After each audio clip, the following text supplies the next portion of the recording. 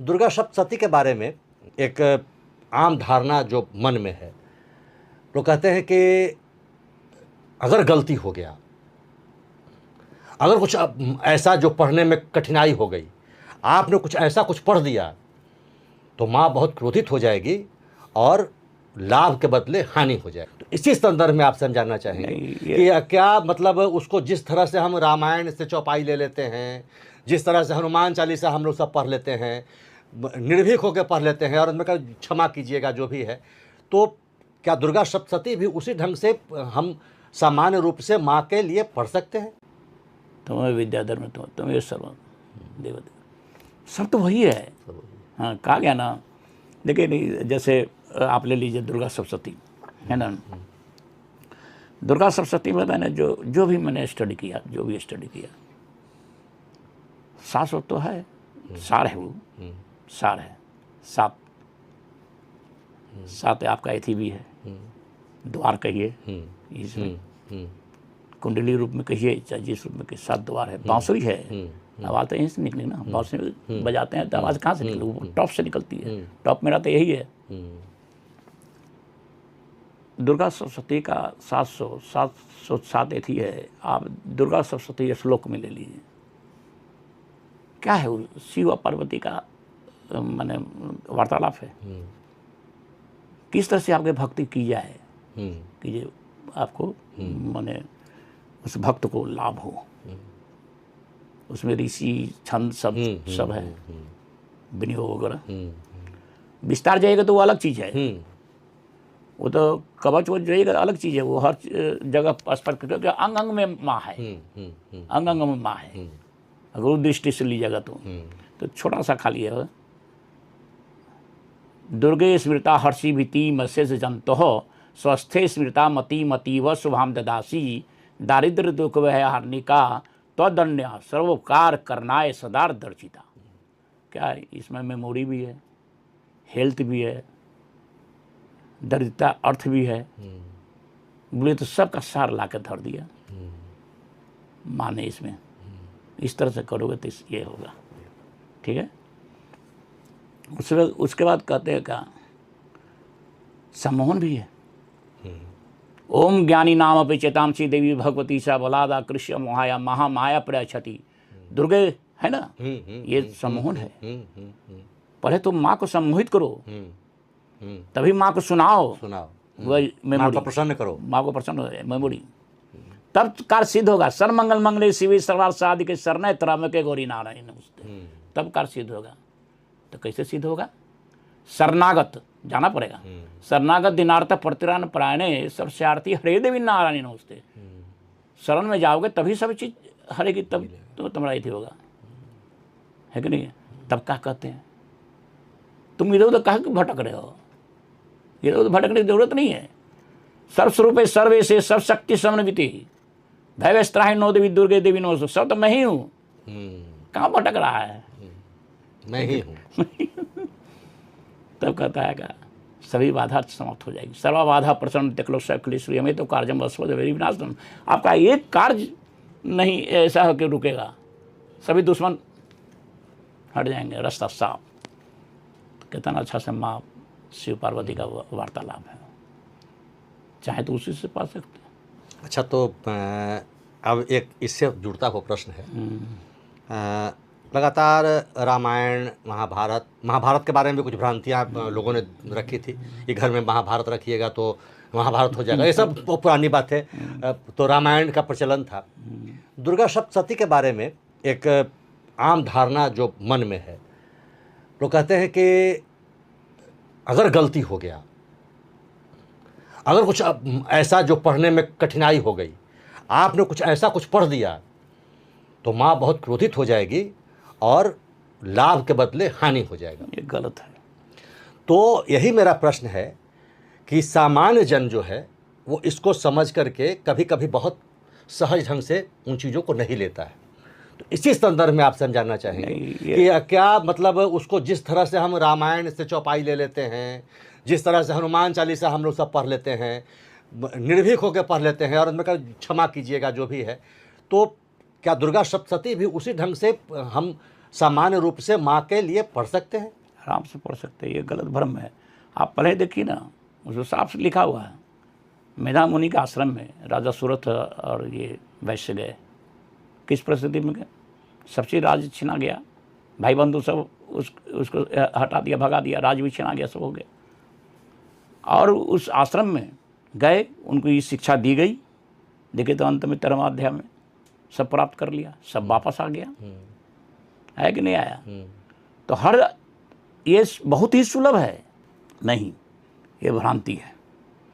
दुर्गा सप्तशती में आप देखे होंगे आदि शंकराचार्य अपराध क्षमा प्रार्थना है, वहाँ अपराध क्षमा प्रार्थना है। उसके बाद हम लोग क्षमा प्रार्थना करते ही हैं, कैसे पूजा वूजा कर लेते हैं, ना जाना विसर्जन, ना जाने पूजन, ना जाने विसर्जन है। तो अपराध शस्त्राणि क्रियन्ते हरनिशम मया, मेरे से जो भी अपराध हो। तो कहने का अर्थ है कि पढ़ते वक्त माँ का अगर हम ध्यान लगा रहे हैं और कुछ अशुद्धि भी हो जाए तो डरने की आवश्यकता डरने की आवश्यकता है। देखिए उसमें दोनों चीज़ दिए हुए, संस्कृत ही मूल है। ये भावार्थ जो है हिंदी, ये आपका भाव है। भाव, हाँ, संस्कृत का भाव नहीं आएगा, आपका भाव है जो रचयिता लिख रहे हैं, यदि कर रहे हैं, तो वहाँ दूरी हो जाएगी। मिलेगा जहाँ मिलना चाहिए ज़्यादा, लेकिन संस्कृत में शुद्धि हो जाए तो, संस्कृत में शुद्धि, जैसे पढ़ते वक्त हमें संस्कृत बहुत नहीं आता हो, किसी को नहीं आता, हाँ, और हमने पढ़ा, तो निश्चित है कि कुछ न कुछ तो अशुद्धि आएगी। तो क्या माँ उस पर अप्रसन्न हो जाएगी? नहीं अप्रसन्न होगी। अच्छा, अगर अप्रसन्न होती, थोड़ा देर के ले लीजिए, वो भैरव जो था, तो अप्रसन्न कहाँ थी वो? नहीं, भैरव को दृश्य गलत, उसके अंदर भाव गलत आ गया था। वो भी भक्त माँ का है। अंत में आगा कि माँ तेरी भक्ति करते क्या यही रहेगा? ये मुझे भी अपनी भक्ति का थी दो। क्या कहे माँ, मेरे दर्शन के तेरे दर्शन कर लेंगे तभी फल उसको मिलेगा मेरे दर्शन का। तो ममता में ही होती है। ये गलत है, ध्येय है। भले ही अगर ध्येय रख लें कि मुझसे गलती हो जाएगा, मुझसे गलती हो जाएगा, तो गलती तो होगा ही होगा। बालक है तो गलती तो होगा ही होगा।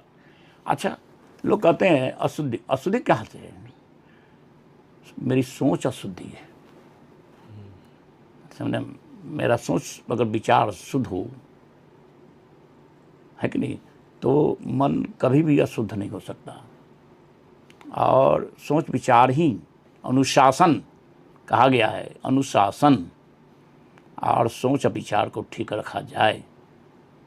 आज मर्यादित ऐसे ही नहीं हो गए, वो राम पुरुषोत्तम मर्यादित से ही नहीं, अनुशासन भी उनमें देखा गया हुआ, सबों का रिस्पेक्ट करना, है कि नहीं, चाहे वो छोट हो या बड़ा हो।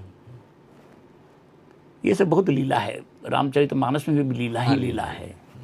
एक प्रोजेक्ट है लोगों को ठीक करने के लिए, टाइम टू टाइम। यही सनातन है, यही सनातन है।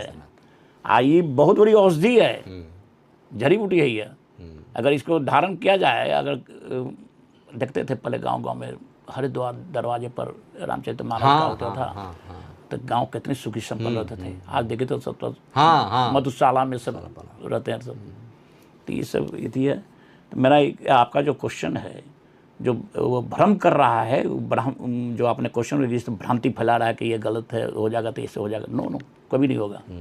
बेधड़क पढ़िए, हाँ पढ़िए, बेधड़क माँ के राधा में जुटिए, सोच विचार ठीक है। आप उसको फेस को लाइए, उस माँ का फेस को लाइए अपने सामने, इसमें रखिए वो भाव, वो दिए वो ऑरा जो है आपका एनर्जेटिक ऐसे चलते रहेगा। हाँ, और आपको इतना एनर्जी प्राप्त होगा, इसका तो अनुभव मैंने किया, जिस रूप में किया मैंने किया। और अब मैंने नहीं किया, माँ कराई, हम ही क्या कहेंगे, इसमें अहंकार आ जाएगा। मैंने क्या, माँ ने वो दर्शन, माँ ने यदि किया। और इसलिए मैं हमेशा सुन में रहना चाहता हूँ। मैं कुछ नहीं हूँ, तुच्छ हूँ, कुछ नहीं हूँ, जो भी तेरा है, मेरा क्या है? वो है I am zero but zero is the great hero.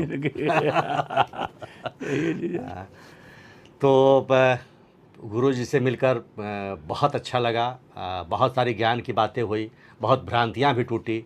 और जितने लोग माँ के भक्त, माँ की पूजा करना चाहते हैं, दुर्गा सप्तशती पढ़ना चाहते हैं, बेधड़क पढ़िए। माँ तो माँ है, गलतियाँ होती रहेंगी, माँ संवारते रहेंगे। तो और साथ ही साथ राम पर भी बातचीत हुई, बहुत सारे बातचीत हुए। तो अंतिम संदेश इस वाणी और इस संवाद को समाप्त करने से पहले बिना कोई प्रश्न का, क्योंकि प्रश्न कर देने पर तो फिर एक निर्धारित मापदंड हो जाता है, बिना प्रश्न के ही मैं गुरु जी से कहूँगा कि कुछ संदेश आप अपने स्तर से दें। मैं कहूँगा कि सबका मंगल हो, सभी सुखी संपन्न रहे, ये विचार अगर रहेगी तो वो भी व्यक्ति सुखी रहेगा जो व्यक्ति की सोच अच्छी बैठी रहेगी। मेरा ये रहेगा, सब अपना विचार, अपना सोच, अपनी अनुशासन मर्यादा के रखते हुए लोगों को आदर करना सीखें, लोगों को रिगार्ड करें, तभी आप सफलता की कुंजी आपके पास रहेगी, अन्यथा सफलता की कुंजी नहीं रहेगी। इसलिए सर्वमंगल मंगले शिवे सर्वार्थ साधिके शरण्य त्र्यंबके गौरी नारायणी नमस्ते। माँ को मंगल कामना चाहते हैं, माँ को यदि कीजिए, चाहे जिसको भी कीजिए। हनुमानी जी का है, अगर रोग है, नासे रोग हरे सब पीरा जपते रहते हनुमत वीरा, है कि नहीं? इस तरह से कीजिए। और अंत में तो यही कहेंगे, देहि सौभाग्यम आरोग्यम देहि में परम सुखम रूपम देहि जयम देहि जसो देहि दिशो जहि। जय माँ, जय गुरुदेव। बहुत बहुत धन्यवाद, आपका आगमन हुआ और फिर नई बातों के साथ मुलाकात होगी शैलेश की बात में। तब तक के लिए विदा दीजिए। बहुत बहुत धन्यवाद। जय जय श्री राम। जय हो।